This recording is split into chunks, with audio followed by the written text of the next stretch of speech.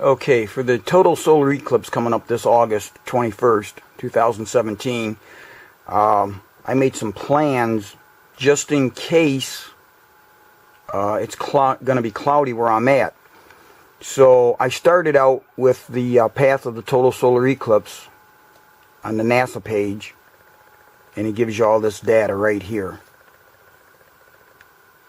for along the eclipse path. So here's that table that I printed out from NASA. And it's got your northern limit, southern limit, and central line and other data. But all I really want to concern myself with is the central line. So what I did is I got rid of all the other data on my computer and just kept the information that I wanted. But then I wanted to determine the limits of if I have to move during the day of the eclipse, or the day before, in practicality, where would I want to place myself? So I started looking at the latitude and longitudes, and I started out, you'll see where it says number 1. That's a position just into Wyoming, out of Nebraska, right along the border. And so then I put a link at the map, and then I also made, they have decimal latitude and longitudes, and I actually wanted them in degrees, minutes, and seconds, so I converted all those. So I did that for 31 spots, for 31 locations.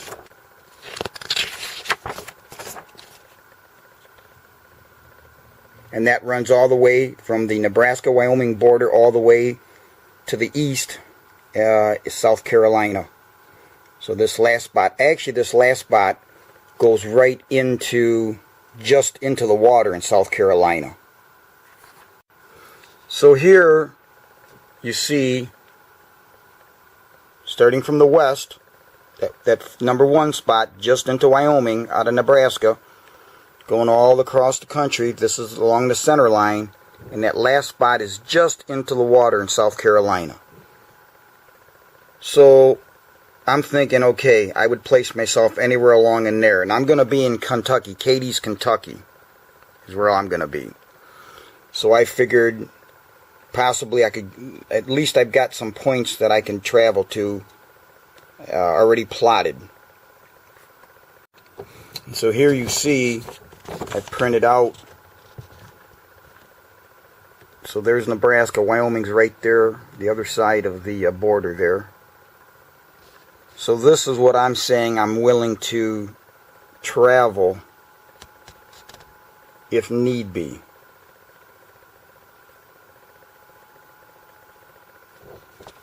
To find clear skies.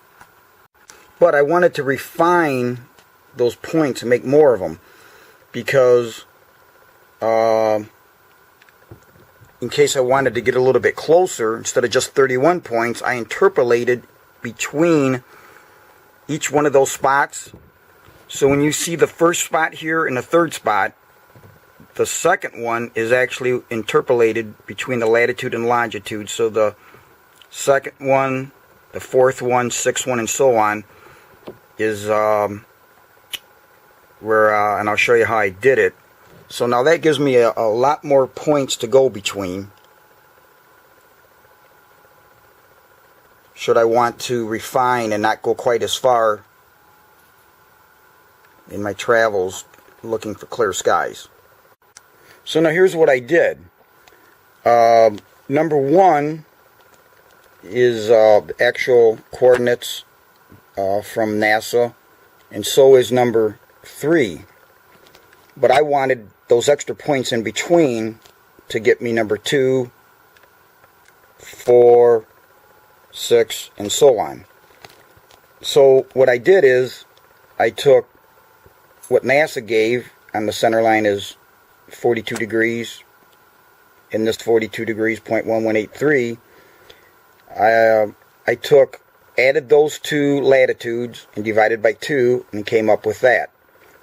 I did the same thing with the longitudes. Took that longitude given by NASA for that point and this longitude, added the 2 and then divided that by 2. Added those two numbers, divided by 2, and came up with that.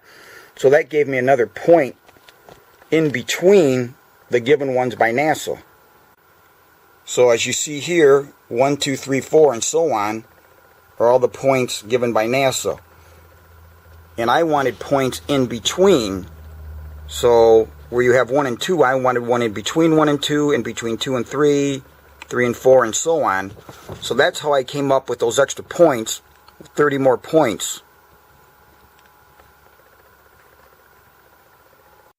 Which gave me all these points. So now I have a more complete arc along that center line in which to choose from. Okay, so that brings me back to this, what I've done here. This contains all 61 points. And so number 1, I'm starting from the west. So number 1 is the westernmost point to 61, which is the furthest east along the track in the United States.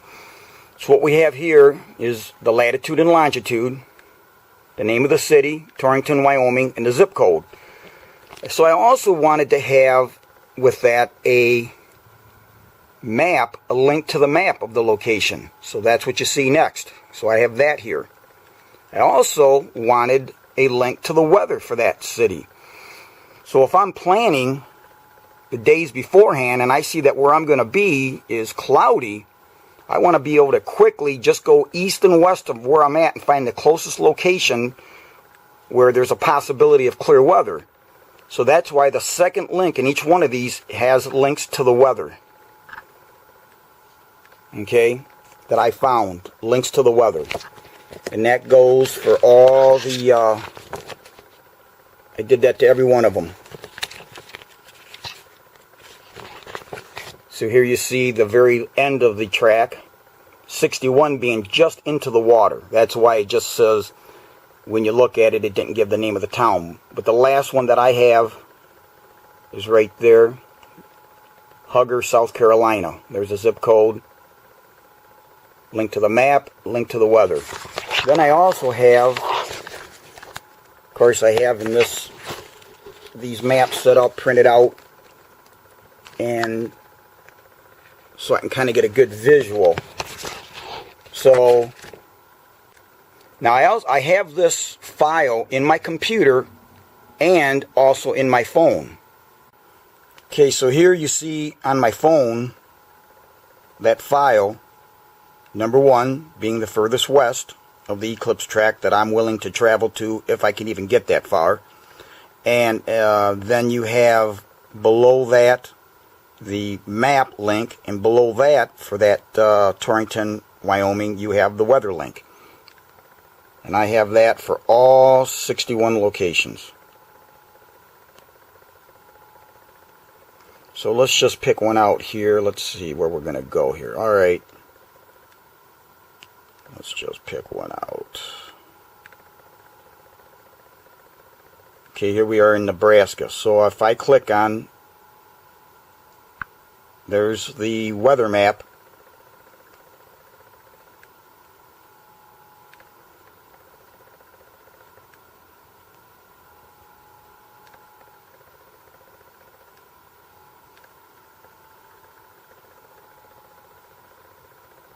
So now I've got the weather map right at my fingertips. Don't have to do any searching.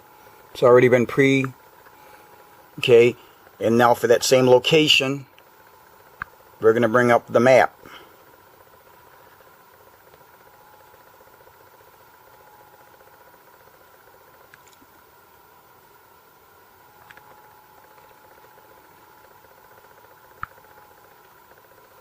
And again, all 61. So this just makes it easy for me in my planning on how far I'm going to have to travel to get to clear skies. Obviously, if I do this, it's going to have to be the day before, not the day of. Okay, I also have each one of those 61 points plotted already into my GPS.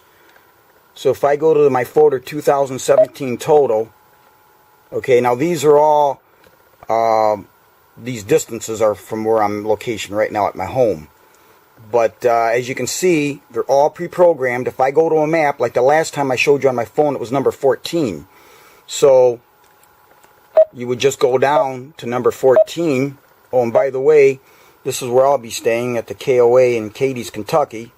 Okay, so when I'm down there, these should all kind of fall in line from the KOA.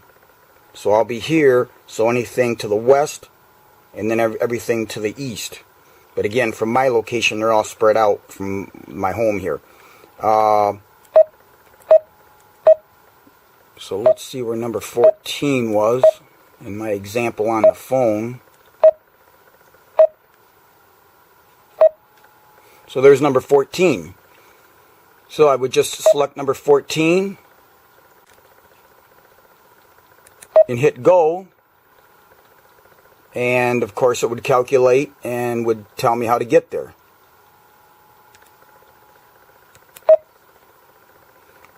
So anyways, so that's just stuff that I've done here to try to optimize my chances of seeing the eclipse. Again, I don't know how practical this is even going to be in traveling the day before, if the weather's not good.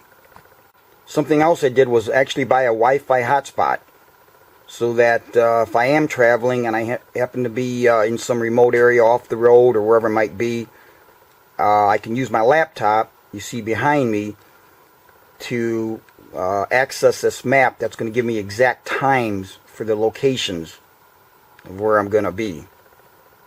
And this was bought just for this use, because I don't think these are very practical. The cost and the data that you get for the cost isn't practical. I think it costs too much, and this is just for this one-time use here for the Eclipse for me. So now let's go to this map, which I will provide a link for you. This is really cool. This is the map. You can go down to satellite. I'm going to go back to the map. So something else you can do here, just one of the features, I'm not going to go over all of them, but you can come over here to this very bottom button.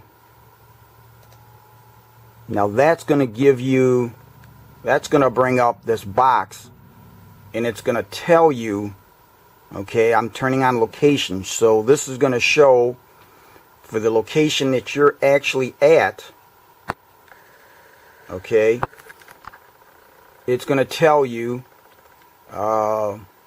information about the eclipse.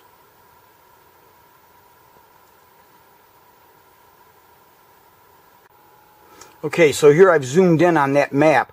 Now I'm not going to do that right now, but if I were to click on location the day of the eclipse, it would take you to where you're at. So right now, if I click it, it's going to take me back to where I live. But the day of the eclipse, when you click location, it's going to show you exactly where you are at within this zone of totality. Okay, this dark band, that's the actual limit of totality. The center blue line here, yeah, if you can see my cursor moving, that's the center, that's your center line. That's the maximum point of eclipse. Then you have your northern limit up here, and below you have your southern limit. And so I'm going to be somewhere right here in Cadiz, Kentucky. And so when that box, now right now, if I'm just going to click an area. Okay, I'm not using the location feature, I'm just clicking on the map. But as you can see, what's really cool is you'll see in the, well, it's moving now. But here, let me just click here again. Okay, so it shows you the actual moon shadow. That dark patch, that's the moon shadow. Okay, now I'm going to zoom in on this, and that box is going to give you a wealth of information. Okay, it's going to give you the latitude and longitude of that location. Right now, again, I'm not using location, the location button. I'm just choosing a point on the map. But what I like about this is the location If you get it turned on your computer, you literally, your exact location will show up. It'll give you all the circumstances of the eclipse. So this is very cool, and I will put a link to this site down below. So this is what I've done to hopefully allow myself a better opportunity to see this eclipse should it be cloudy where I'm at. Again, I don't know, it looks good on paper, but from what I'm hearing, the roads could be a real mess, and who knows. But if I do end up doing something, it's going to have to be the day before, obviously.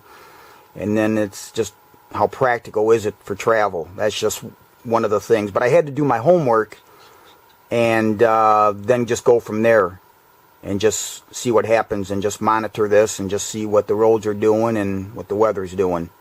But I really hope I don't have to put this to use. But again, I had the plan ahead of time.